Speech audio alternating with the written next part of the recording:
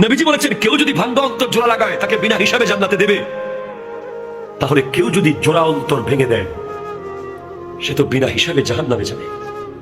সেজন্য আমি ভাবছি আমি কখনো আমার নিজের অজান্তে কারো মন ভাঙলাম কিনা, এই ভয়টা আমি পাচ্ছি। আজকে আমরা একটা সিএনজি ওয়ালাকে ঠাস করে থাপ্পড় মেরে দিই, এটা রিক্সাওয়ালার পট করে কলার ধরে ফেলি, এটা এদিনকে রাস্তাঘাটে ধরে ইনসাল্ট করি, একটা গরিব মানুষকে চেয়ার থেকে নামিয়ে দিই, একটা ফকিরকে অপমান করি, অপদস্থ করে কথা বলি, কোরবানির দিন গোশতের টুকরো একটু বেশি দিতে হবে বলে দরজা বন্ধ করে দিই। কত অন্তর আমরা ভেঙে দিই, কতজনকে মায়ের বুক থেকে আজ চলে যেতে বাধ্য করেছি আমরা, কতজন শখের ব্যবসা প্রতিষ্ঠান ধ্বংস হয়ে গেছে।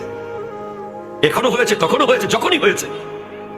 যেখানেই যার অন্তর ভেঙেছেন, অন্তর ভাঙা এটা অনেক কঠিন একটা ভয়ঙ্কর গুনাহের কাজ।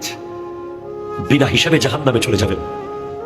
অথচ একজন এতিমের মাথায় যদি আপনি হাত বুলিয়ে দেন, তার অন্তরটা আপনি জোড়া লাগিয়ে দিয়েছেন।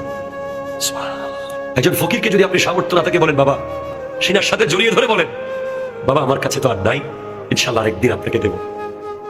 কোরবানির দিন আপনি গরুর গোশত দেওয়ার সময় সম্মান করে দেন। কোরবানির দিন আপনার বাড়িতে যে গরুর গোশতের জন্য আসে সে ফকির নয়, এটা তার হক।